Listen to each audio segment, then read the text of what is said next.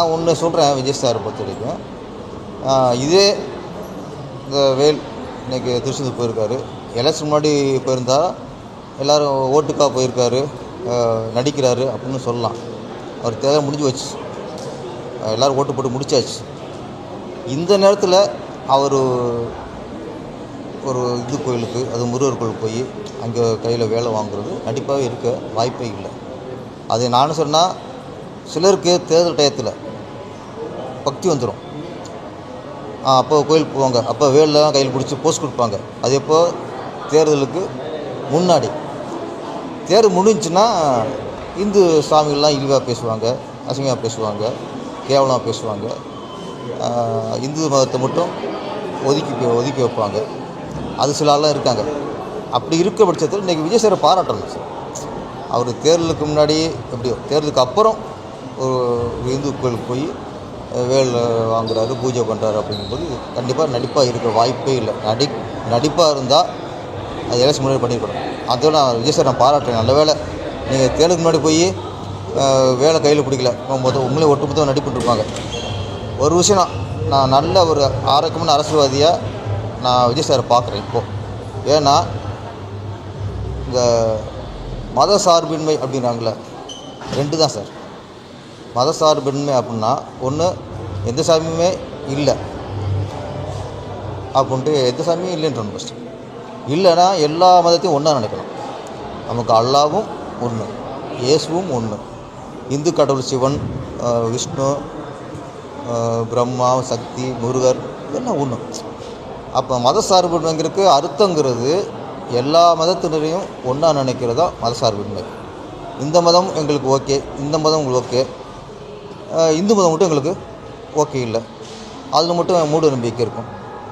அல்லது நாங்கள் தீபாவளி வாழ்த்து சொல்ல மாட்டோம், பொங்கல் வாழ்த்து சொல்ல மாட்டோம், தமிழர் திருநாள், தமிழர் புத்தாண்டு வாழ்த்து நாங்கள் சொல்ல மாட்டோம்.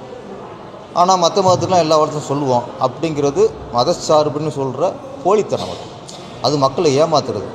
அப்படி பார்க்கும்போது இன்றைக்கி விஜய் சார் வந்து சர்ச்சுக்கு போகிறாரு, மசூதிக்கு போகிறாரு, இப்போ இந்து கோயிலுக்கும் போயிடுறாரு. அப்படிங்கும்போது இதுதான் மதச்சார்பின்மை. எல்லா மதத்தினரையும் மதிக்கணும் ஃபஸ்ட்டு. அது அப்படி அவங்க தான் மக்களுக்கான அரசியல்வாதிகள். ஒரு மதத்தை ஒதுக்கி மற்ற மதத்தை தூக்கி தள்ள வைக்கிறதுலாம் போலி அரசியல்வாதிகள். ஓட்டுகளை பாதுகாக்கக்கூடிய தேர்தல் அதிகாரி வந்து ஜனநாயக படம் பார்த்தா வந்து கைதில் வைக்கணும். தப்பு தான் சார். ஒரு படம் லீக் ஆச்சு, அது லீக் பண்ணவங்கள அரெஸ்ட் பண்ணிட்டாங்க. லீக் ஆன படத்தை பார்க்காதீங்கன்னு அறிவிச்சாச்சு. அதுக்கப்புறம் நீங்கள் பார்த்தீங்கன்னா தப்பு தான். அது ஒரு கொஞ்சம் நஞ்சம் இல்லை. இது வந்து 400-500 கோடிக்கு மேலே செலவு பண்ணி பண்ணுற படம். இது நம்ம ஈஸியாக ஒருத்தன் லீக் பண்ணிட்டான் ஓகே, அதை நம்ம பார்க்கணுங்கிறது தப்பு இல்லை. அது கண்டிக்கத்தக்கது. அது கைது பண்ணது கரெக்ட். விஜய் சார்கிட்ட நான் சின்ன ஒரு வேண்டுகோள் தான். நான் ஒரு குடிமகனாக அவர்கிட்ட ஒரு வேண்டுகோள் வைக்கிறேன். தேர்தலில் வெற்றி தோல்வி சகஜம். என்னை பொறுத்த வரைக்கும் விஜய் சாருக்கு இந்த நிமிஷம் மிகப்பெரிய வெற்றி.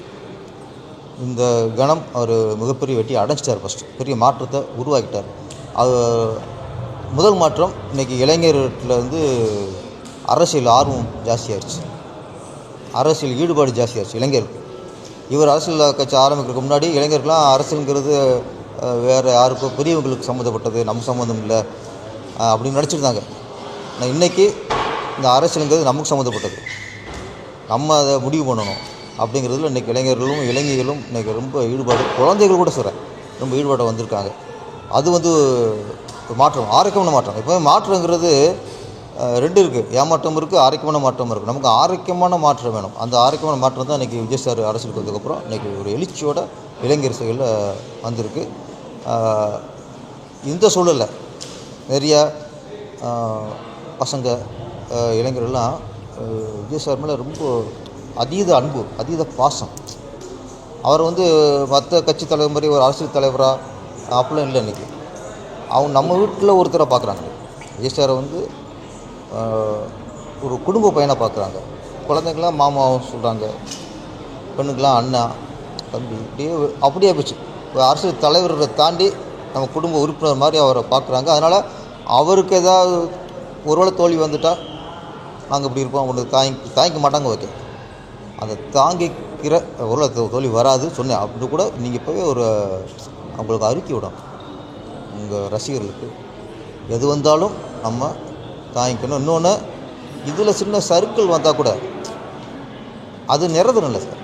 அதுக்கடுத்து எழுச்சி வரும். அதுக்கு இன்னும் அடுத்த தேர்தலாக இருக்குது. அதனால் இதில் சின்ன வந்தால் கூட திரும்பவும் எழுச்சியோட அவர் திருப்பி நினச்சதை அடைவார். அந்த நம்பிக்கையை விஜய் சார் ஒரு காணொலி மூலமாக கண்டிப்பாக அவங்க ரசிகர்லாம் சொல்லிடணும். நானும் 2-3 வீடியோ பார்க்குறேன். அந்த மாதிரி அப்செட் ஆகிடக்கூடாது.